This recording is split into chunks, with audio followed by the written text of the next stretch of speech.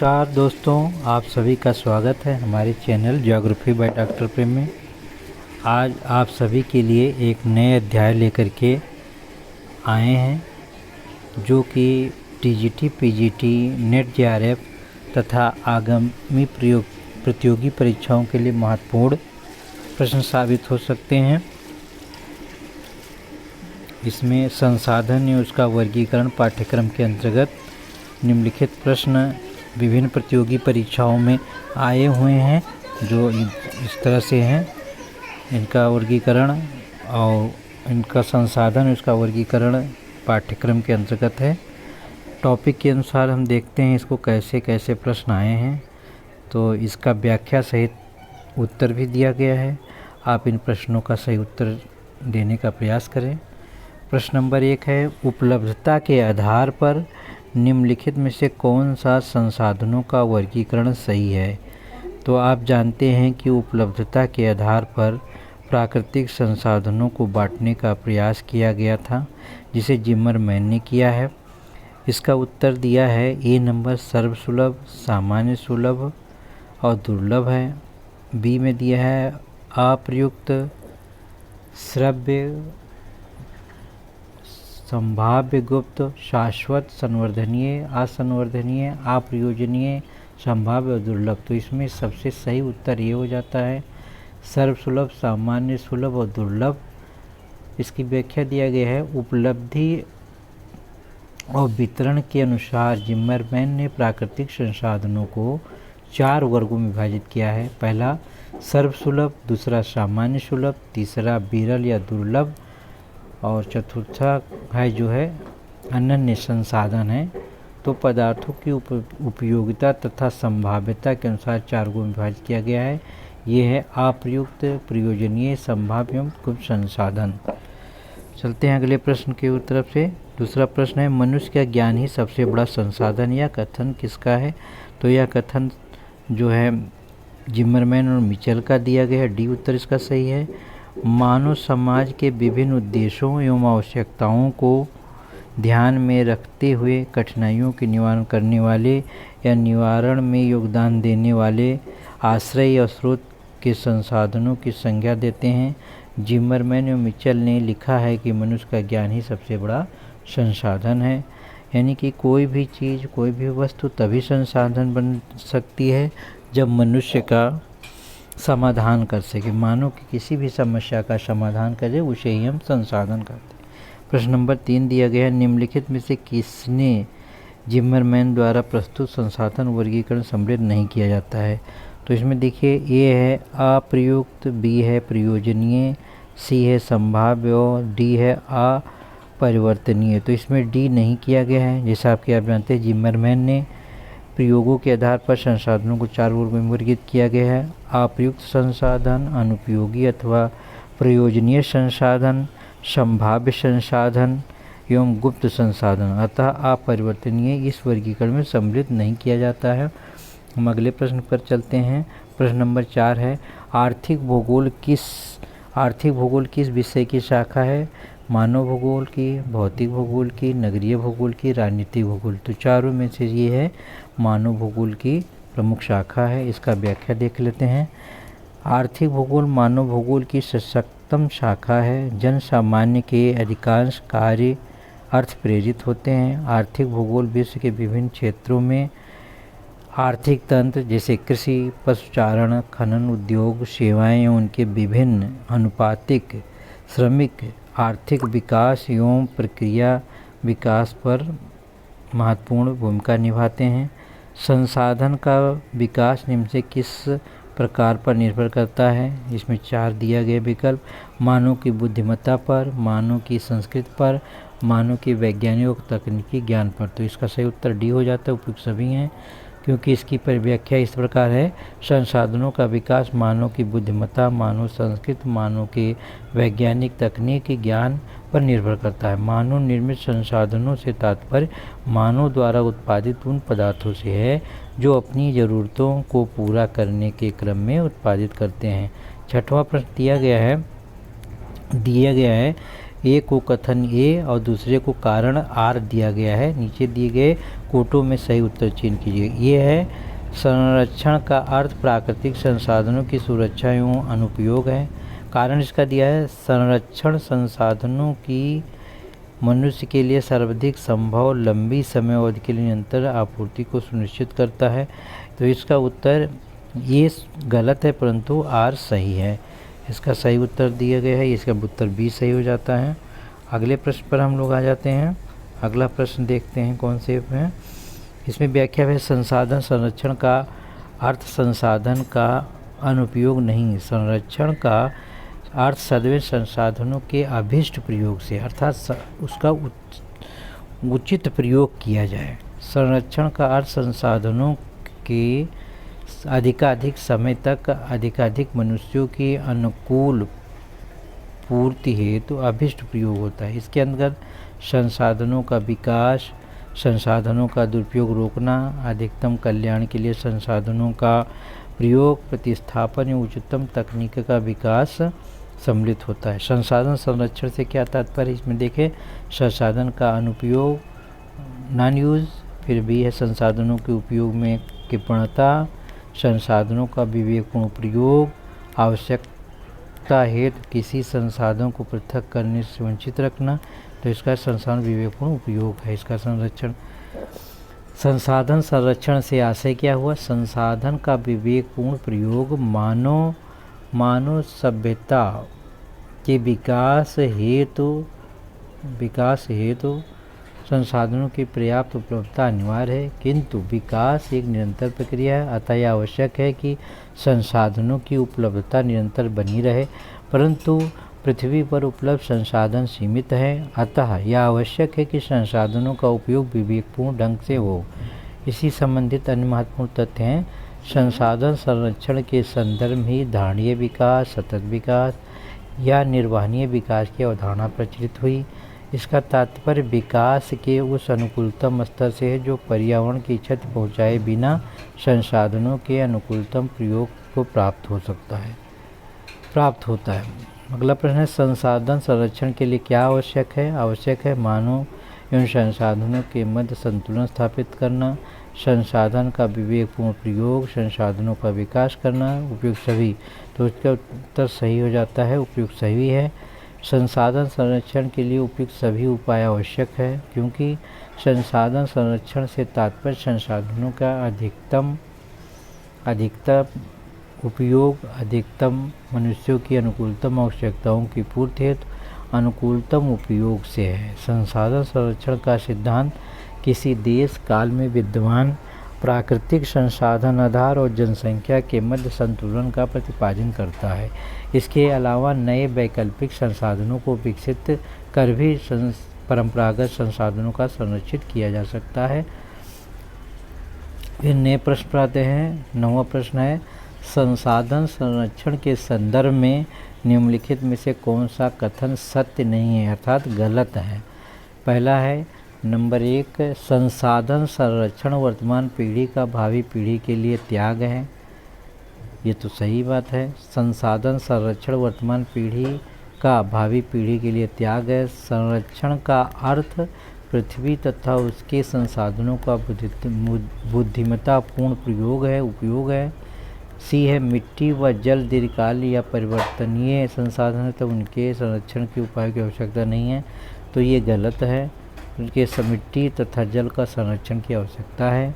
संरक्षण का अर्थ प्राकृतिक संसाधनों का अनुकूलतम उपयोग है, ये भी सही है। तो सही उत्तर इसका सी हो जाता है, जो गलत दिया गया है। मिट्टी के विषय में कहा गया है मिट्टी या जल दीर्घकालीन या परिवर्तनीय संसाधन है, अतः इनके संरक्षण उपायों की आवश्यकता नहीं है। यह कथन पूर्णतः गलत है, पूर्णतः कथन है गलत है। अन्य प्राकृतिक संसाधन बाद मृदा एवं जल संरक्षण की आवश्यकता है। महत्वपूर्ण तथ्य इस प्रकार से हैं। मृदा खनिज तथा जैव तत्वों की परिवर्तनशील प्राकृतिक मिश्रण है। यह एक नवीकरणीय योग्य संसाधन मानव तथा उसके निर्माण में एक लंबी अवधि लाती है। मृदा निर्माण के कारक, क्रियाशील कारक जैसे जलवायु, जैविक कारक, निष्क्रिय कारक है। जनक पदार्थ आधारभूत चट्टान अस्त्राकृतिक उच्चावच मृदा के निर्माण की अवधि, ये जो है वो संपन्न किए जाते हैं। तो इसको हम जान लेते हैं। ये जलवायु कारण। 10वां प्रश्न पर हल करने आते 10वें प्रश्न पर हम लोग आते हैं। निम्न कथनों का अध्ययन कीजिए तो कूट का सही उत्तर है ज्ञान एवं प्रौद्योगिकी प्रमुख संसाधन है। अगोचर वस्तुएं संसाधन हो सकती हैं। प्राकृतिक गैस नवीकरणीय संसाधन निम्न कौन से सही हैं? तो पहला और दूसरा सही है। पहला ज्ञान प्रौद्योगिकी प्रमुख संसाधन है और दूसरा जो है अगोचर वस्तुएं संसाधन। प्राकृतिक गैस जो है नवकरणीय संसाधन नहीं है। नवकरणीय का अर्थ होता है जिसे पुनः प्राप्त किया जा सके। इस अर्थ में जितने भी जीवाश्म ईंधन हैं उनका पुनर्चक्रण संभव नहीं है। चूँकि प्राकृतिक गैस भी एक ज्वलनशील जीवाश्म ईंधन है, अतः यह नवीकरणीय नहीं है बल्कि अनवीकरणीय है। ज्ञान और प्रौद्योगिकी प्रमुख संसाधन है तथा अगोचर वस्तुएं संसाधन हो जाता है। विकल्प ये सही है। कार्बन डाइऑक्साइड किस प्रकार का संसाधन है? अब देखिए इसमें दिया है अप्रयुक्त संसाधन, अप्रयुक्त संसाधन, अप्रयोजनीय संसाधन और चौथा विकल्प जो दिया गया है वो है गुप्त संसाधन संभाव्य साधन। तो ये संभाव्य साधन है। कार्बन डाइऑक्साइड एक प्रकार का संभाव्य संसाधन है क्योंकि हो सकता है कि भविष्य में हम कोई ऐसी तकनीकी विकसित करें जिससे कार्बन डाइऑक्साइड का मानव हित में प्रयोग हो सके। और आज इसकी मात्रा में वृद्धि से जो पार्थिव ताप अधिक अभिशाप बन गया है, वही कार्बन डाइऑक्साइड में वृद्धि मानव समुदाय के लिए वरदान सिद्ध हो जाए। क्योंकि प्रसिद्ध भूगोलवेत्ता जिमरमैन ने कहा था संसाधन होते नहीं बनते हैं।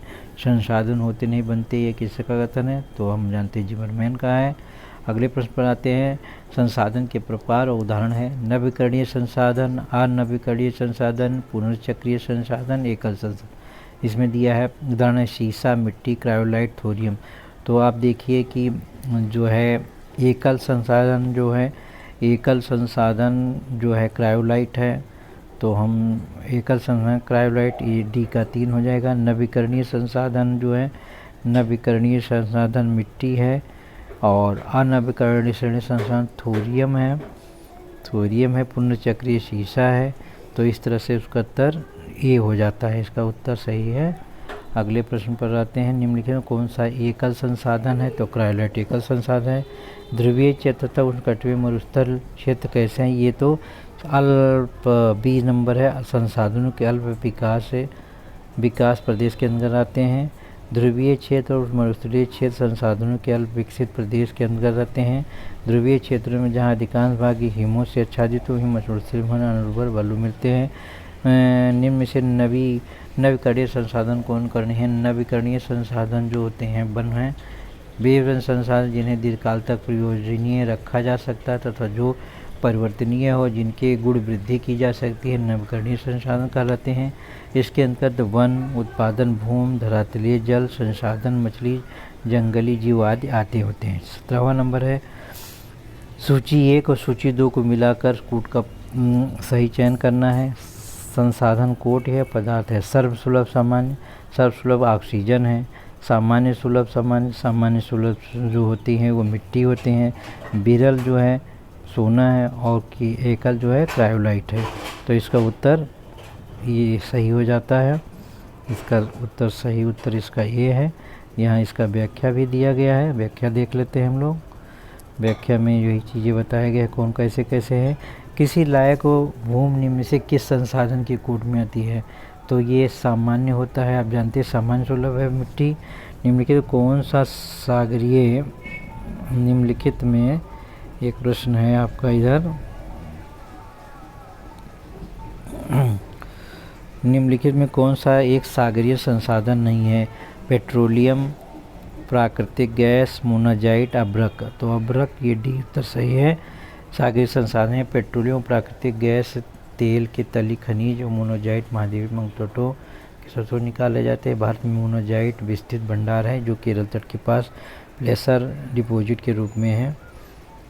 आरएफ दसमान के अनुसार आपूर्ति के आधार पर किए गए संसाधनों के वर्गीकरण में वनस्पति निम्न में कौन सा संसाधन? वनस्पति जो संसाधन है ये नवीकरणीय रिन्यूएबल होते हैं, इसका सी है। सी उत्तर सही है इसका। अगले प्रश्न पर ये कहते हैं सकल राष्ट्रीय उत्पादन की दृष्टि से विश्व में 2 सबसे गरीब महाद्वीप कौन से हैं?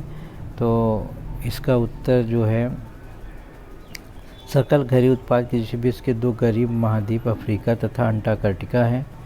जीडीपी में यूरोप में 24.4%, उत्तरी अमेरिका 203 है, और एशिया में 185 है, दक्षिणी अमेरिका में 42 है, अफ्रीका में 26 है, ओशिनिया में 18 है, अंटार्कटिका में उपलब्ध नहीं है।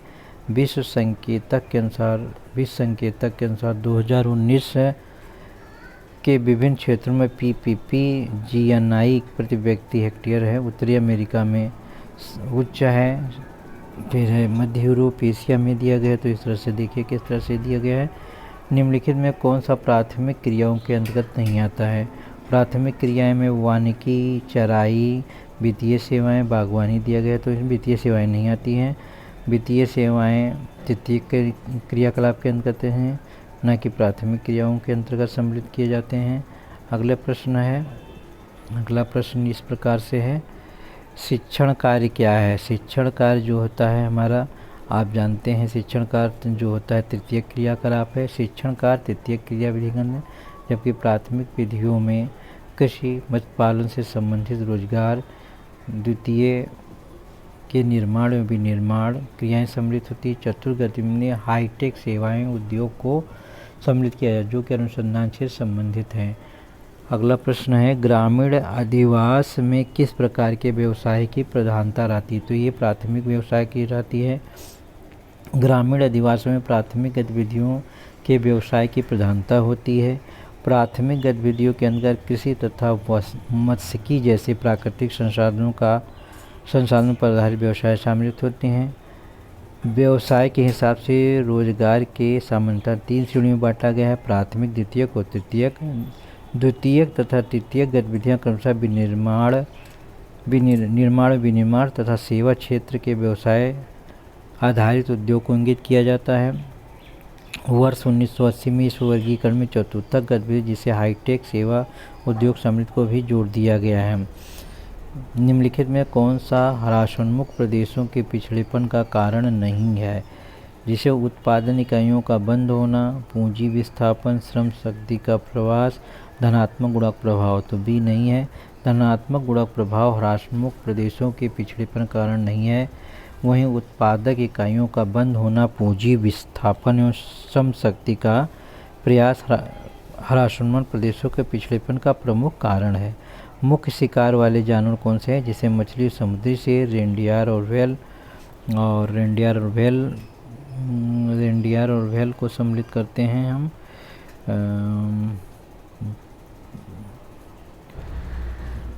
इसमें रेनडियर और व्हेल को समझते हैं। मछली उत्पादन रेनडियर और व्हेल हैं, तो इसमें सी है। मछली और रेनडियर किरबू शिकार वाले जानवर हैं। रेनडियर और किरबू पृथ्वी पर बर्फ के लिए ढके रहते हैं। मिलने वाली हिरण एक प्रजाति है। रेनडियर और कैरिबियन लाइकेन पत्तों के साथ ही अपनी सींग, चूहा तथा छोटी मछलियों को खाते होते हैं। समुद्री शेर सामान्यतः मांसाहारी होते हैं जो विभिन्न मछली ऑक्टोपस पकड़ते हैं। आर्थिक क्रियाकलाप के विकास का सही अनुक्रम कौन सा है? तो भोजन संग्रह, कृषि और औद्योगिकरण ये प्रमुख है।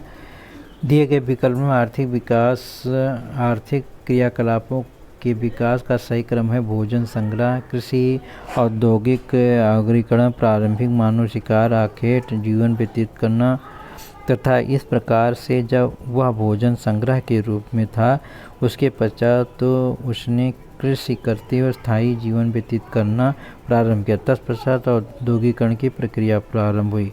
तो मित्रों, ये आपके पास कुल 28 प्रश्न आज लेकर हम आए। इसको आपने हल किया। आप पहली बार हमारे चैनल पर आए हैं तो इसको लाइक कीजिए, सब्सक्राइब कीजिए तथा शेयर कर दीजिए, जिससे कि अधिक से अधिक छात्र छात्राओं को इससे लाभ मिल सके और अपने जीवन में उन्नति को प्राप्त करें। तो अगली वीडियो की कड़ी में फिर हम नए चैप्टर के साथ उपस्थित होते हैं। तब तक के लिए धन्यवाद। जय हिंद, जय भारत।